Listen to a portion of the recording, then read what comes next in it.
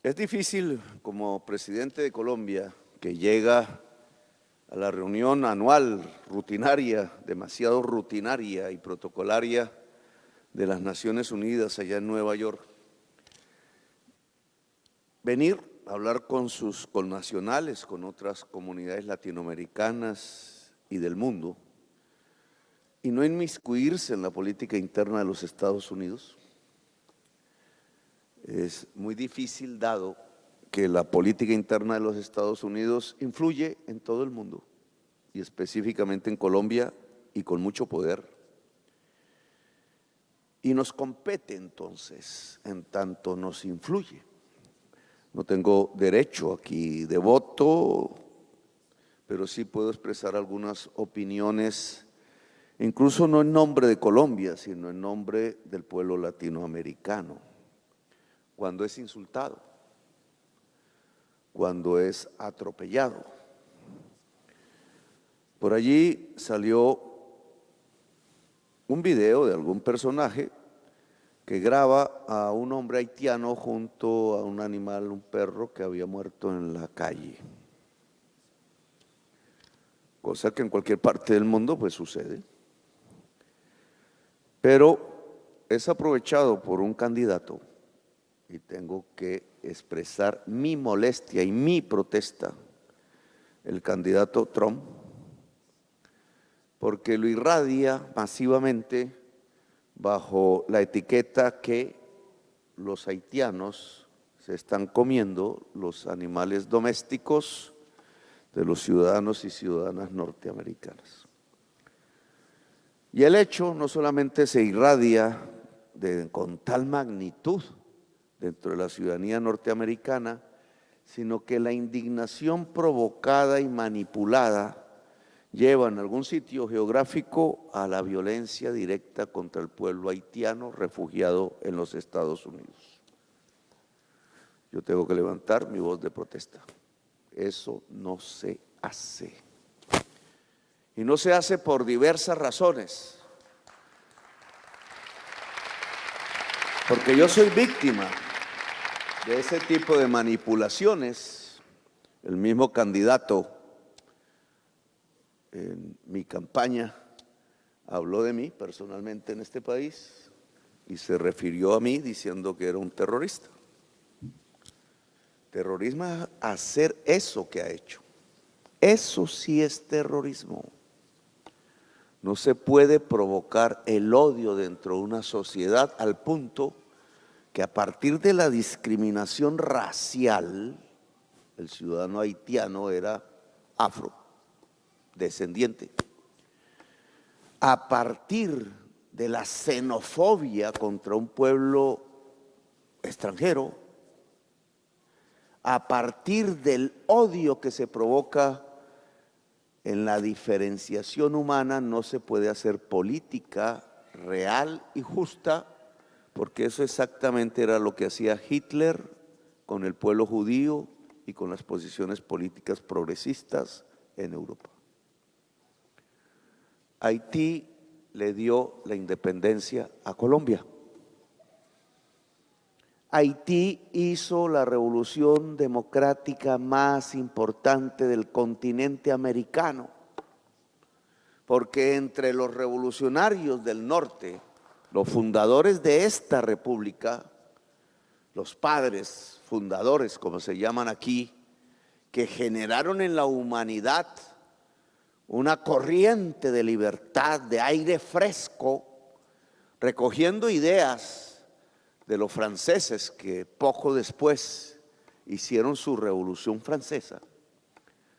Y a diferencia incluso de los revolucionarios del sur, de Bolívar, de nuestros precursores, de los fundadores de nuestra república en el continente suramericano y latinoamericano, como se le denomina, Haití tuvo una mayor valentía e importancia en el mundo. Su bandera se convirtió en una bandera mundial de la rebeldía, porque no solamente construían una república, sino que bajo la bandera y la consigna de la libertad, la igualdad y la fraternidad de la que somos hijos tanto los norteamericanos como los suramericanos, ese pueblo negro se atrevió a acabar la esclavitud que no hizo ni Norteamérica ni Suramérica. Es una revolución más brillante que la francesa.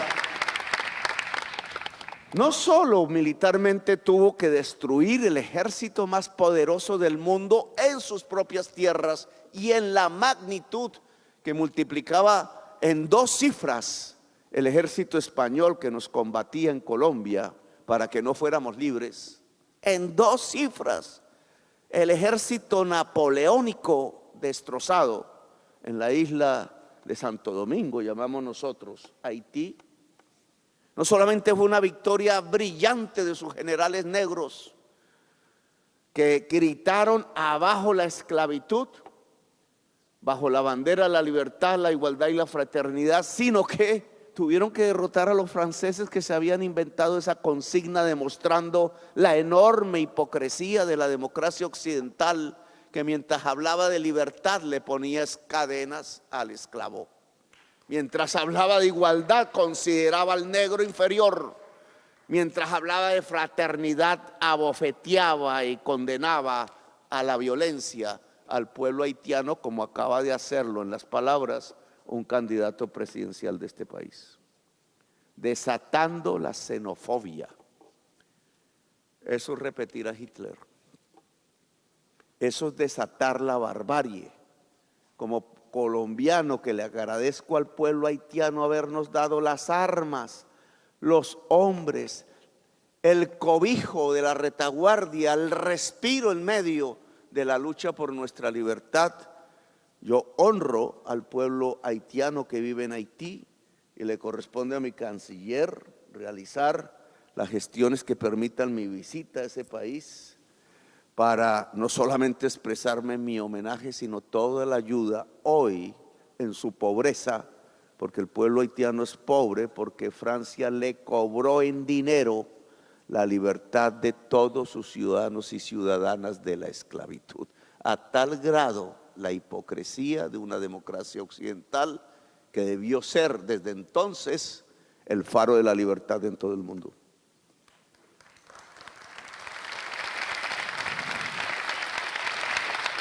Eso que se expresa pareciera en una anécdota, como un mensaje fake news en las redes, desata la violencia contra un pueblo.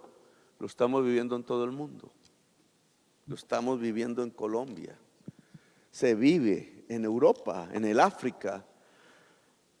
Acorrala en cierta manera la información verdadera de la ciudadanía. La ciudadanía no puede acercarse a la realidad porque está intermediada por ideologías, por prejuicios que se han construido desde las esferas del poder mundial. Nos quieren enfrentar entre nosotros mismos, sacar a mis colombianos y colombianas, hermanos y hermanas, de un poco nuestra política local, de nuestro mirar entre montañas, a veces mirar el mar sin pensar que hay más allá del mar, un poco de nuestro propio ombligo, porque los colombianos y colombianas nos gusta nuestro país, nos abraza la nostalgia, quisiéramos estar permanentemente allí, pero a veces eso también nos lleva a olvidar lo que pasa en el mundo, a no mirar más allá. ¿Qué hace el presidente de Colombia hablando de problemas que no son los problemas colombianos? Dicen. Y es que resulta que los problemas de Colombia ya no se solucionan sino a partir de solucionar problemas de la humanidad. Y por eso un presidente colombiano que se respete, hombre o mujer, tiene que hablar de los problemas de la humanidad, no de los enanitos, ni de Blancanieves, sino de los problemas de la humanidad. ¿Qué nos está pasando en estos días que vivimos como generación, con nuestros hijos, hijas, como jóvenes, niños o ya ancianos? Nuestra selva amazónica hoy se está quemando. Cualquiera que mire una foto satelital de hoy se asusta. No es un incendio por aquí y un incendio por allá, provocado a veces por los seres humanos. No, la selva amazónica se está quemando. Los científicos ya lo decían, hace 2 décadas nos vienen anunciando y no les hemos puesto atención o no nos cuentan en los medios de comunicación sus afirmaciones. A veces tienen que protestar para ver si se les escucha. Los científicos por miles venían anunciando en el mundo que la crisis climática podía provocar la quema de la selva amazónica por el calentamiento global y que ese hecho sería uno de los pocos hechos a los que llegaríamos denominados puntos de no retorno, es decir, irreversibles. Nada podrá hacer la humanidad si se ocasionan. Por tanto, estamos ante un momento trágico y dramático. Si la selva amazónica se quema, la humanidad y la vida en el planeta desaparece paulatinamente. Habrán visto en los periódicos, habrán sentido tristeza al ver cómo centenares de delfines mueren en los ríos amazónicos, los delfines rosados, que de niños, de jóvenes, hombres y mujeres, nos parecían tan hermosos como del cuento de hadas traídos. ¿Cómo puede haber delfines en los ríos y cómo el color de su piel puede ser rosado? Están muriendo por centenares en este momento, por el calor del agua que nunca habían experimentado y que los mata. Calor del agua que se debe al calentamiento de la superficie de la tierra, por lo cual las aguas de los ríos amazónicos, uno de los más poderosos del mundo, el Amazonas, que allá en Belén de Pará, cuando desemboca en el mar, nos hace sentir la fuerza del planeta entero. Como un mar de agua dulce se encuentra con el mar de agua salada y cómo prácticamente en ninguna parte del planeta podemos observar eso. Leí esta mañana un libro que me regalaron sobre el Barón de Humboldt, cuando subí al Chimborazo, en ese entonces el punto más alto del planeta, al sur de Quito, en el Ecuador, donde Bolívar tuvo sus delirios. ¿Por qué deliró Bolívar ahí? Por la altura, se habrá tomado un chirrinchi, quién sabe. Y allí, en esas alturas, Humboldt y Bolívar comentaban por separado cómo se podía sentir el planeta, la naturaleza, su encadenamiento, esa constelación de vida que solo existe hasta donde sabemos, en un puntico infinitesimal del universo que se llama Tierra. Dicen las religiones, o es la realidad, somos los responsables por ser la punta máxima de la vida a través de nuestro cerebro inteligente, responsables de la vida en ese punto infinitesimal del universo inerte. Pues desde esos 2 puntos, la desembocadura del Amazonas, en el océano Atlántico, allá en Belén de Pará, o en las cumbres del Chimborazo de 6.300 metros de altura, mirando los Andes por doquier, y la naturaleza que se desencadena desde arriba hasta abajo, cada vez más exuberante y tormentosa, es que nos podemos dar cuenta, como Humboldt, como Bolívar y como tantos otros y otras, de la responsabilidad que tenemos al frente de la vida, empezando por la vida nuestra. Pues esos delfines que mueren en ese mismo río, por el calor del agua, nos demuestra nuestra propia irresponsabilidad. Estamos dejando acabar la vida en el planeta, incluida nuestra especie, pero no en un proceso lento de milenios, del 1.000.000 de años que llevamos en este planeta como seres humanos, según dicen, sino en décadas, 2, 3, máximo 4. Es decir, Estamos presenciando ante nuestros propios ojos cómo nuestros hijos que vivirán en 30 y 40 años nunca jamás hemos tenido como experiencia humana en el planeta. Nos acostumbraron, muchos de ustedes están aquí por ello, a que nuestro futuro sería de progreso, que nuestros hijos vivirían mejor que nosotros, que el progreso era como una especie de flecha que se lanza infinita. Los economistas malos, muchos nacidos aquí, hacían proyecciones matemáticas de crecimiento del PIB y del PIB per cápita, mostrando cómo seríamos de inmensamente ricos, llenos de cosas materiales, llenos de cosas que llamaron incluso el sueño americano. Y resulta que todo eso es una ilusión, una mentira, una manipulación. La flecha no apunta hacia arriba, la flecha apunta hacia abajo. Nuestros hijos vivirán peor que nosotros y nuestros nietos vivirán el final si no hacemos nada ahora.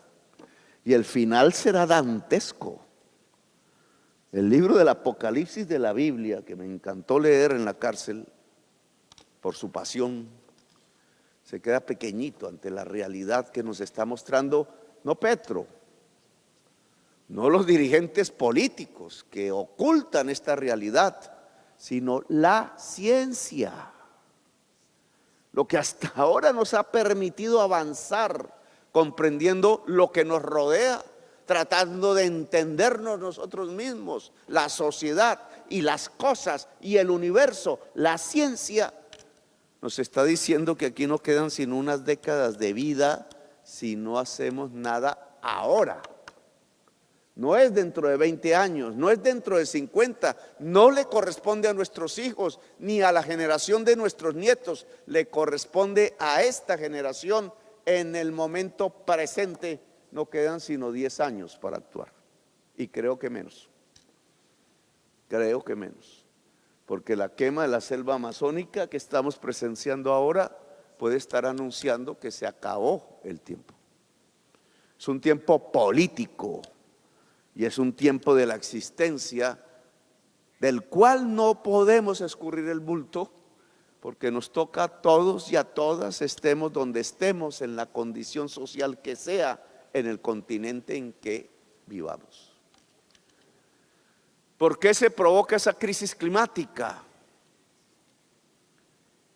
Yo diría por nosotros, pero eso es una manera de ocultar la realidad.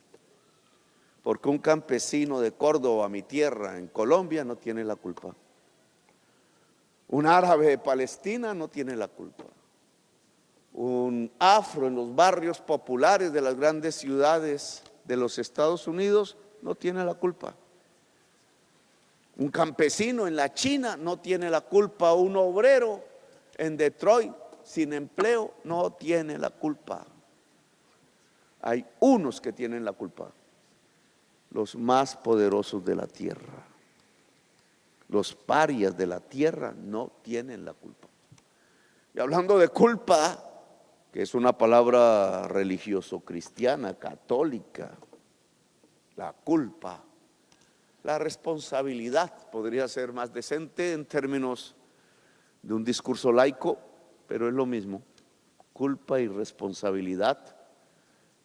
Aquí la riqueza desde hace 2 siglos y medio se viene midiendo en dólares, en libras esterlinas antes, en euros, pero en realidad deberíamos medirla en el CO2 que se emite hacia la naturaleza, hacia la atmósfera.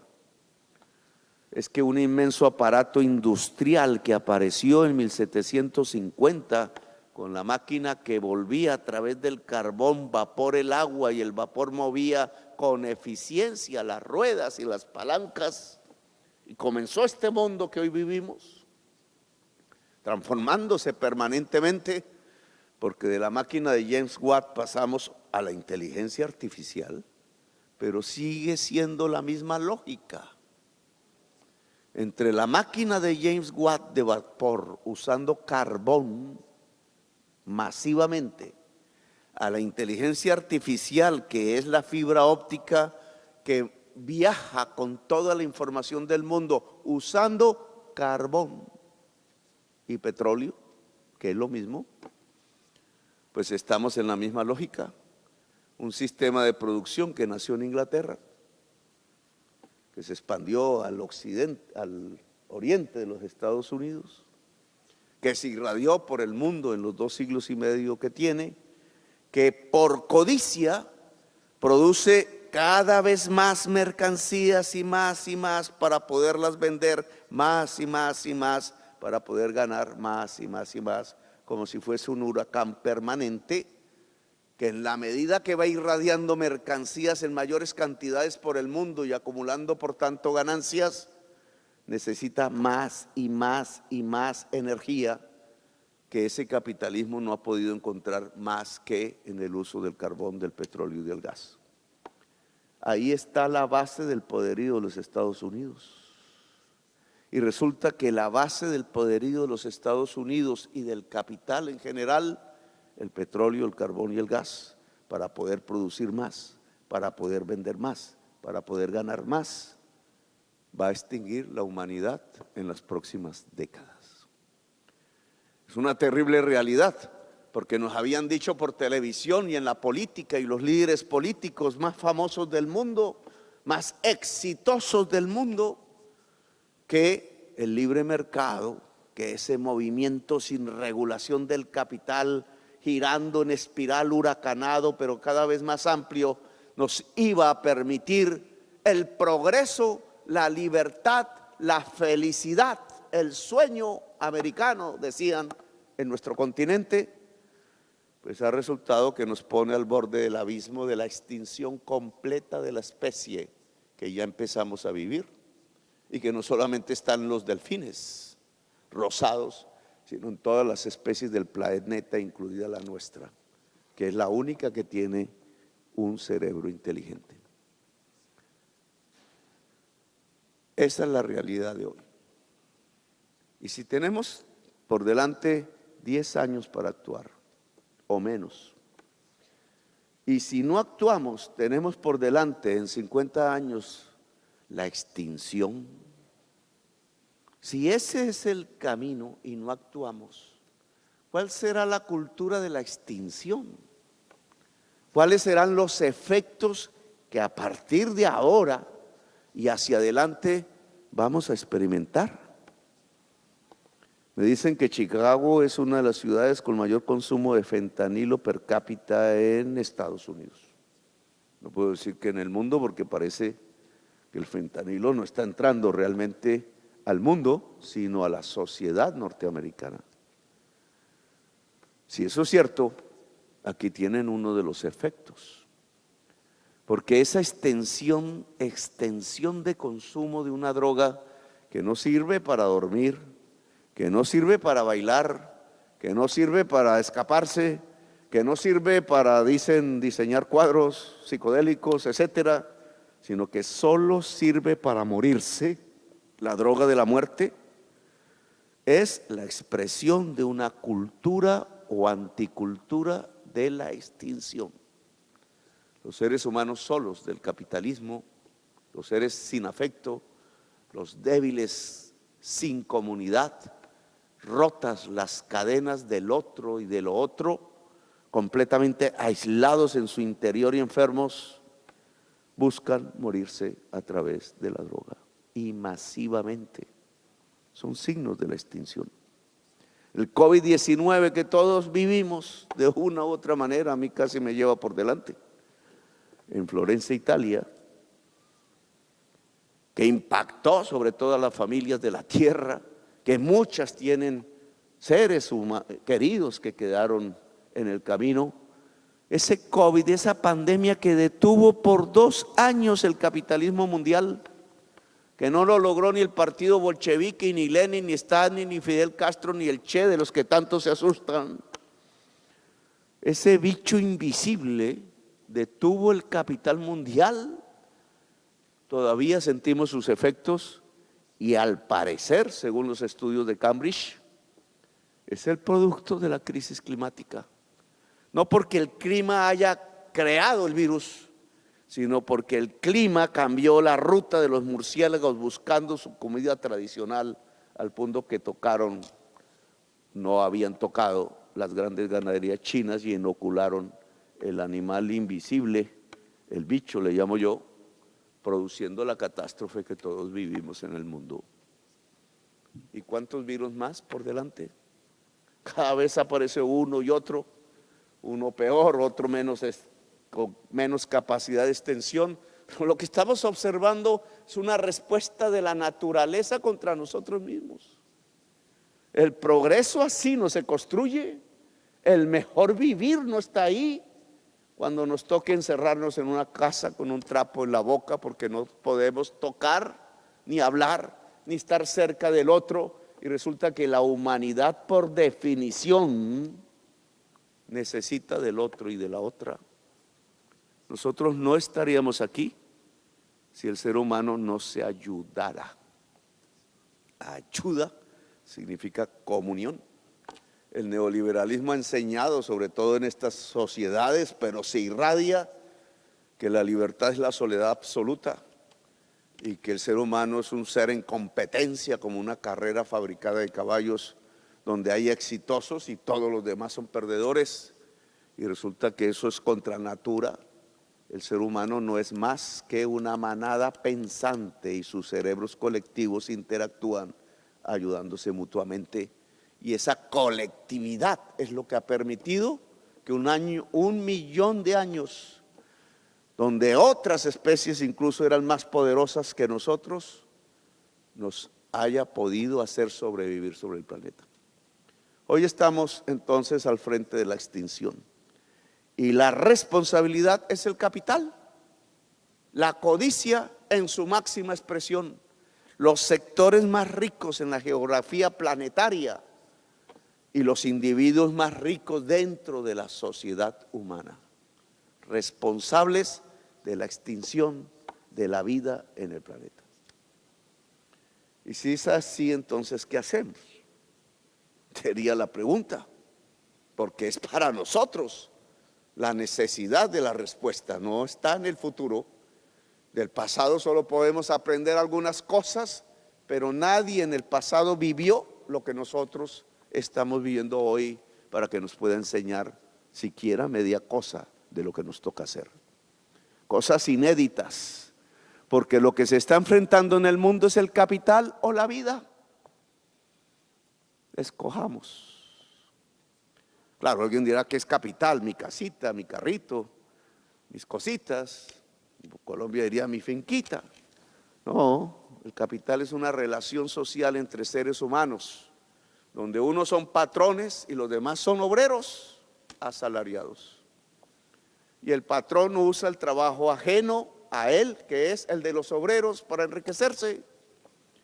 Y ese enriquecimiento solo se puede volver realidad si lo que hacen los obreros se puede vender. Ese es el capital, una relación de poder entre seres humanos donde unos dominan, muy pocos, y otros son dominados, a partir de la necesidad de ganarse un salario para poder sobrevivir. Ese capital, ese relacionamiento, ese estilo de poder, ese estilo de riqueza y de ganancia, está chocando con la posibilidad de sobrevivir en el planeta. Ustedes me dirán, es que Petro entonces es Fidel Castro, socialista, entonces otra vez Lenin y Stalin. No, eso ya pasó. Aunque podríamos revivir la palabra socialismo, porque si el ser humano solo puede existir en el planeta ayudándose, porque es un ser social, no individual exclusivamente, no es solitario, es acompañado y en grandes manadas. No más miren el tamaño de esta ciudad. Pues entonces lo social tiene predominancia y la política de lo social también. Y la política de lo social se puede llamar perfectamente socialismo.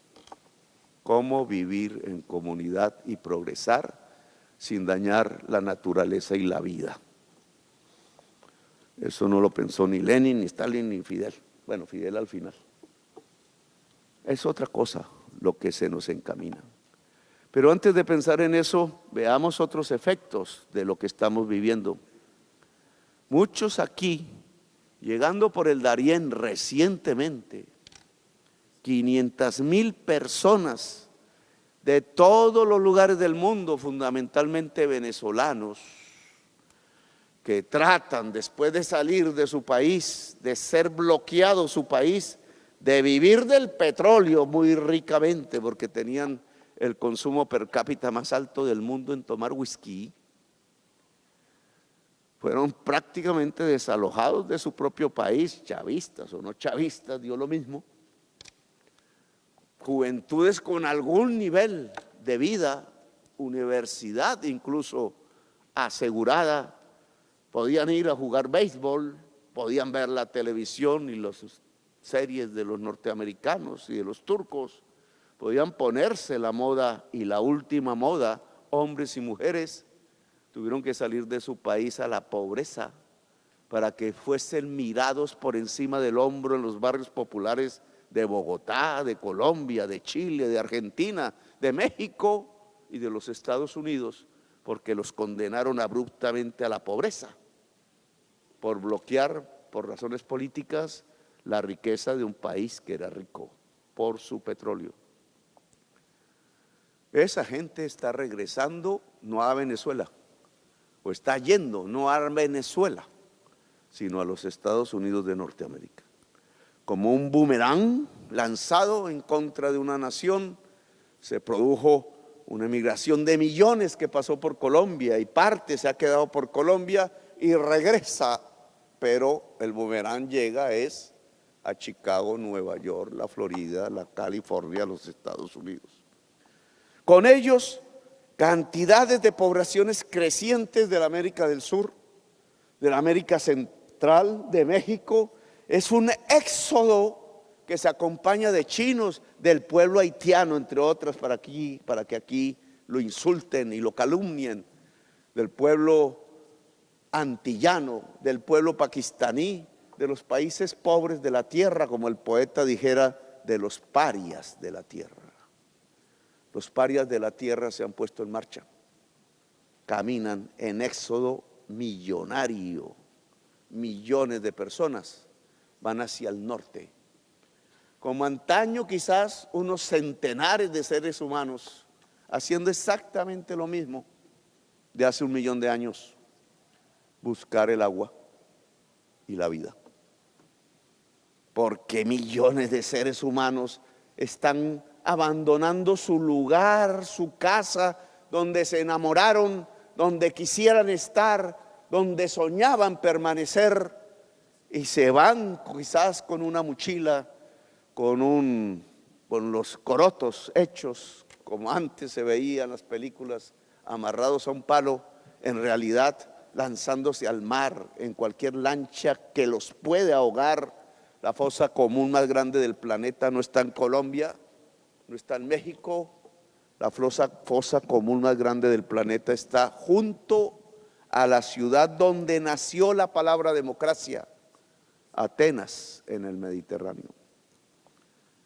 África volcada sobre Europa, África árabe y África negra volcada sobre Europa porque huye de la guerra desatada por Europa, de la lucha por conseguir más energía para producir más, vender más y llevar más al borde de la extinción la especie humana. El petróleo. ¿Y por qué se secan los ríos?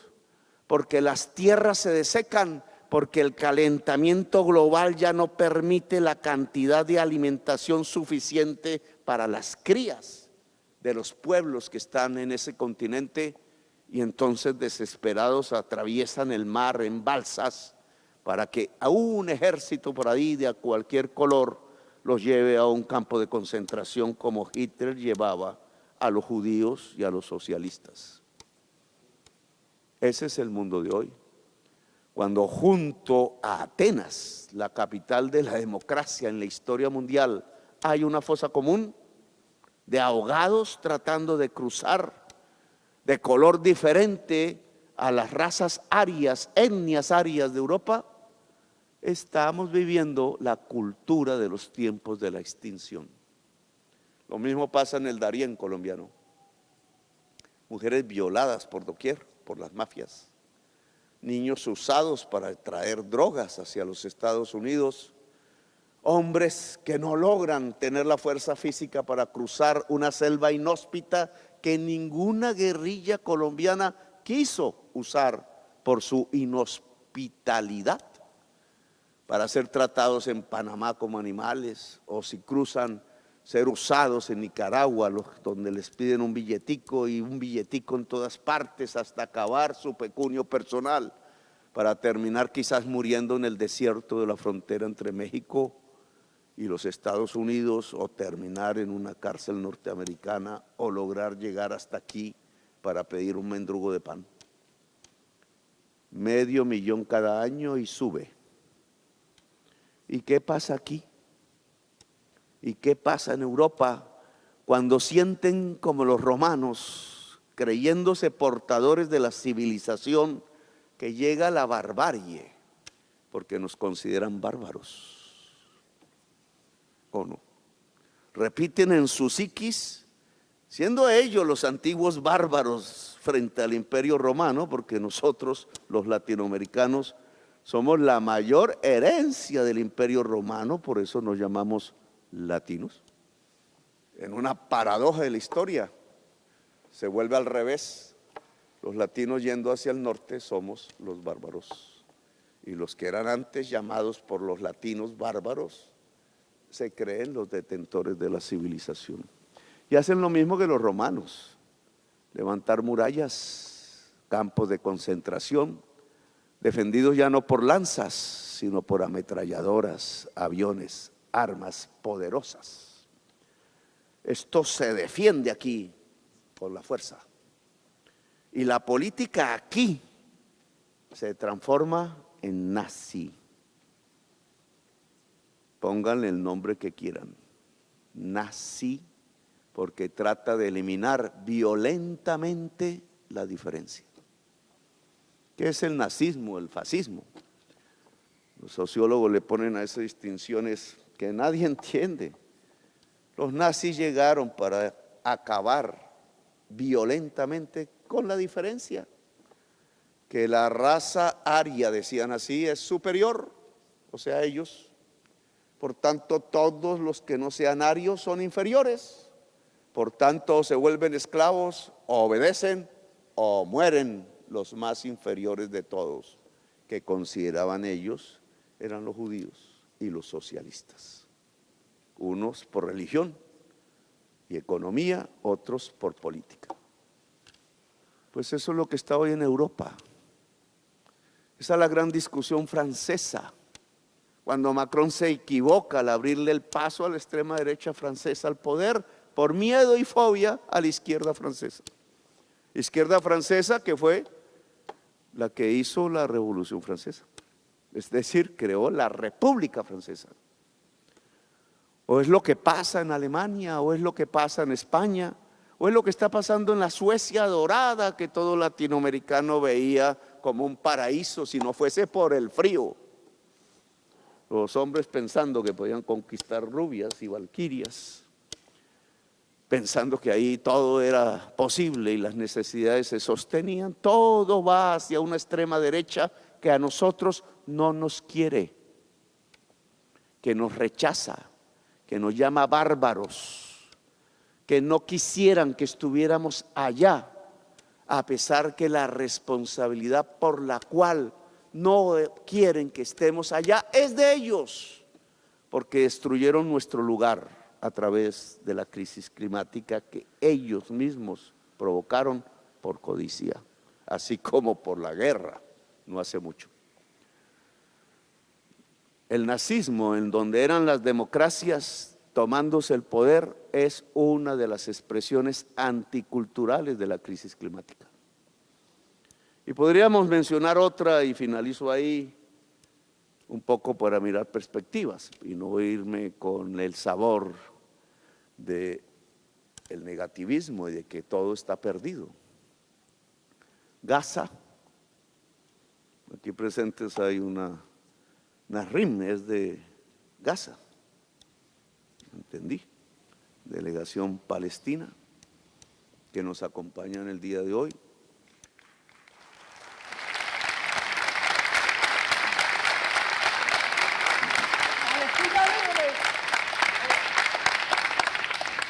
Gaza no es una anécdota televisiva, ni siquiera sale por televisión.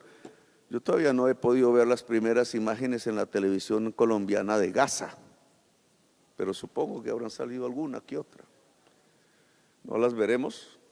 ¿Por qué será que la televisión colombiana no saca imágenes de Gaza? ¿No quieren que el pueblo colombiano sepa lo que está pasando hoy? Y entonces a veces cuando me ven por ahí dicen, ¿y qué hace ese presidente hablando de una cosa tan lejana? Metido allá y no metido en el problema del incendio en Bojayá o en la selva o en algún lugar. Dije alguna vez que si muere Gaza, muere la humanidad. Y la humanidad, Colombia es parte de la humanidad. ¿Por qué? Porque Gaza, que podemos ver aún entre las redes, así intenten censurarla, es un genocidio de hoy. Es un genocidio transmitido por su propio pueblo. Muchos filman y a la hora están muertos. Su última acción, la última acción de periodistas que no son queridos por los demás periodistas del mundo. Porque mueren por centenares y no se levanta la voz de protesta. En Colombia hay una cosa que se llama FRIC, que es una ONG para la libertad de prensa. No he escuchado una palabra en función de los centenares de periodistas que han muerto en Gaza por transmitir una verdad.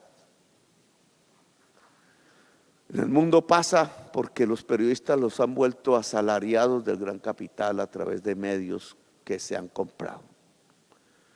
Tan eficaz les ha resultado al gran capital la posibilidad de manipular la humanidad vía la compra de los medios de comunicación más poderosos de la tierra, que hasta las redes están siendo compradas, que era como el espacio de libertad que teníamos. Yo lo usé hasta donde pude, bien, porque me hicieron presidente de la República en parte. No, la manipulación de la verdad impide que Gaza sea examinada como toca. En el día de hoy, como bienvenida a mi llegada a los Estados Unidos, salió una señora que yo no conozco, ¿cómo se llama? La embajadora para asuntos antisemitas, Lip no sé qué, llamándome antisemita por mi posición política en el mundo alrededor de detener el genocidio en Gaza. ¿Cómo puede llamar esta señora antisemita a una persona que se opone a un genocidio? Si es precisamente los antisemitas los que hicieron genocidios en el mundo. ¿Confunde? Algo está pasando, una paradoja incomprensible, diría yo. Entonces, es antisemita el que produjo el genocidio sobre el pueblo judío y socialista de Europa y obrero de Europa. Pero hoy es antisemita es el que se opone al genocidio en Gaza. Alguien cruzó los cables mentales, la lógica política, la racionalidad humana. Los palestinos son semitas desde el punto de vista bíblico. No me meto en cuestiones religiosas, pero la palabra tiene que ver con la Biblia. Sem, los hijos de Sem, son los semitas. Desde ese punto de vista, de acuerdo a la Biblia, palestinos son semitas. Jesús de Nazaret era un palestino semita que creó una religión. Entonces, los que creemos en Jesús somos ¿qué? Jesús de Nazaret, el que creó la religión del amor al otro, es decir, que expresó la esencia misma de la humanidad, que no es la destrucción del otro, es el amor al otro y a la otra, sobre la que basamos incluso buena parte de nuestra política, la política del amor.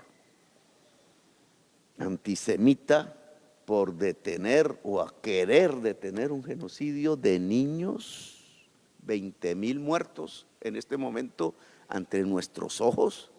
Nos habíamos imaginado que en nuestra vida, no en la historia pasada de Herodes, sino en nuestra vida, podíamos ver a un señor gobernante diciendo que es el pueblo elegido de Dios, matando 20,000 bebés que viven en Gaza con bombas de las cuales no se pueden defender. ¿No es una tamaña injusticia? ¿No son profunda y absurdamente injustos los gobernantes de la tierra que lo ven y se callan? Por intereses económicos, porque es el dueño del banco tal y el dueño del banco tal, y entonces me financia la campaña, y entonces ¿cómo puedo ir contra mi financiador? Denunciando que están matando 20,000 niños en Gaza y no ayudando, aún teniendo el poder para hacerlo. ¿Qué es Gaza entonces en nuestra sociedad contemporánea? ¿Una anécdota, un problema viejo de israelíes y palestinos que no se entienden, o una demostración de poder? ¿Por qué un Macron se calla? ¿Por qué un Scholz se calla? ¿Por qué un Biden se calla?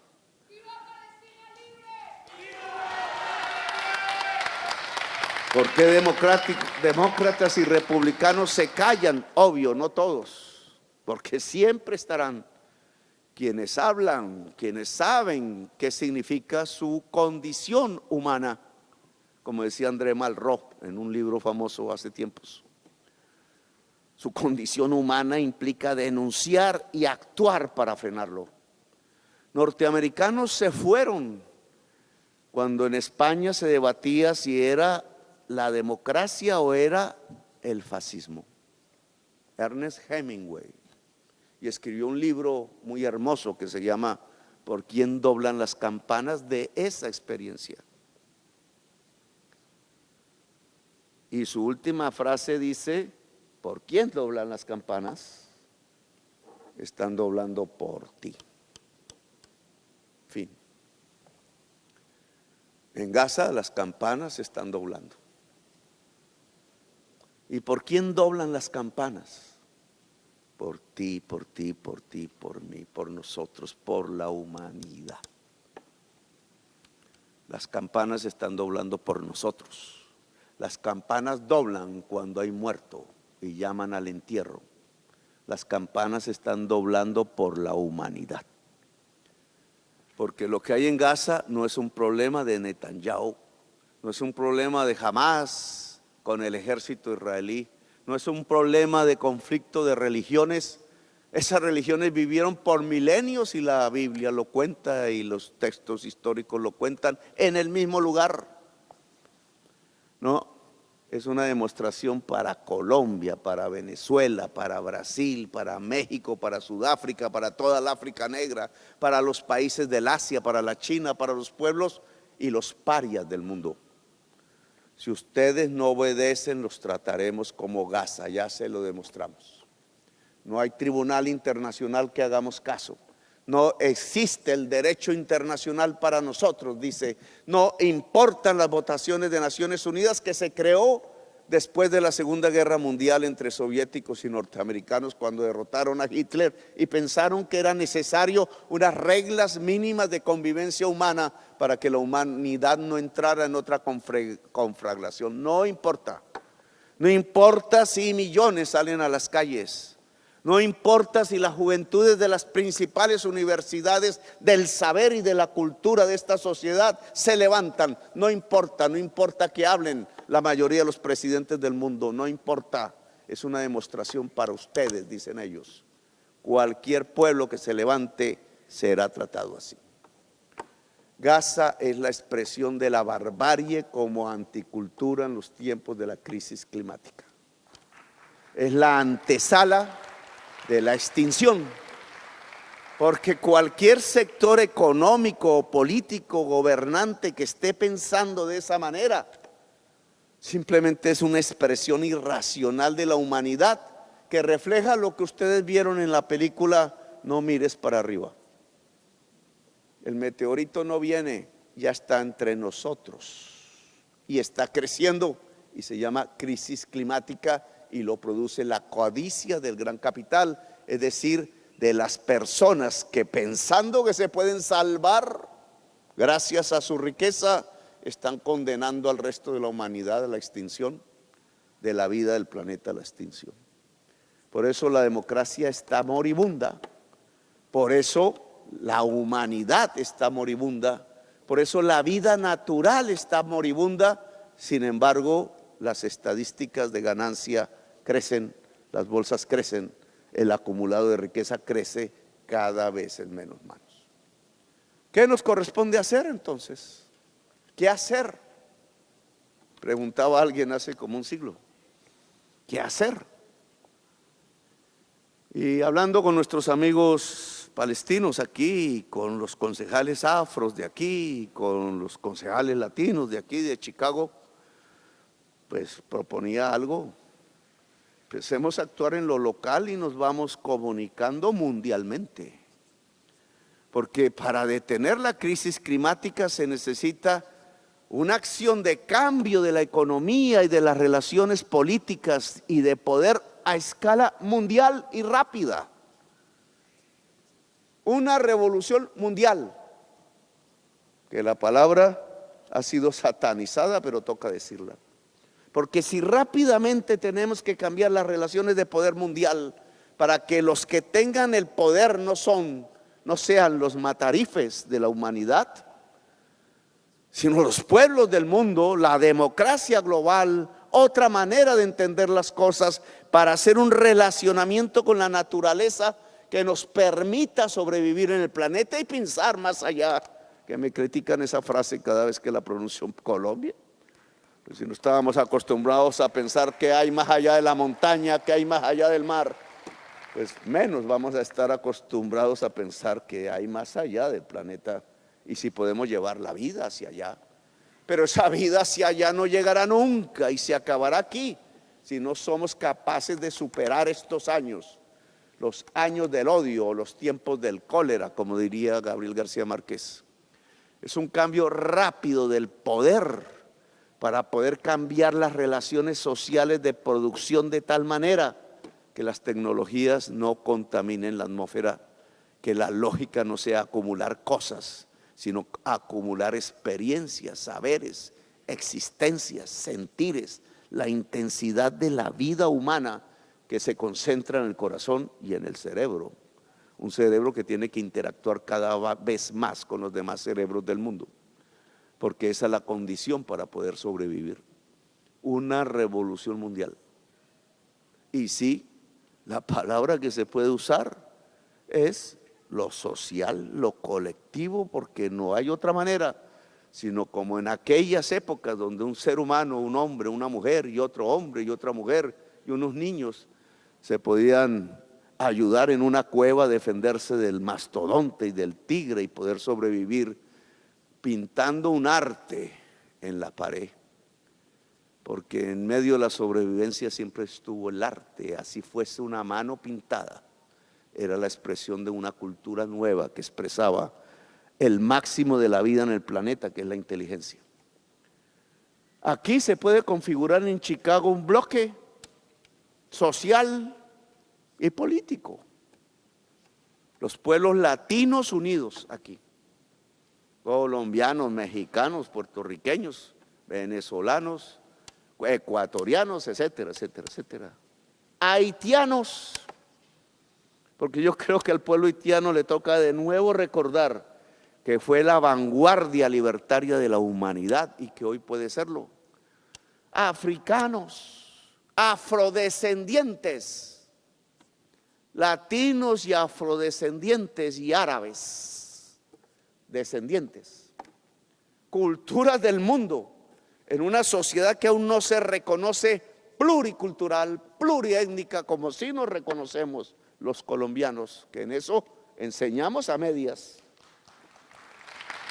y que podría, tal como lo hacen los cubanos de derecha allá en la Florida, pero al revés, muchos más somos nosotros, afrodescendientes, árabedescendientes, latinoamericanos descendientes y más, hacer el bloque político que permita que esta sociedad en su gobierno no derive hacia los nazis, sino que pueda levantar de nuevo, como hace 2 siglos y medio en la fundación de las repúblicas, las banderas reales de la democracia, las banderas reales de la libertad, de la igualdad y de la fraternidad.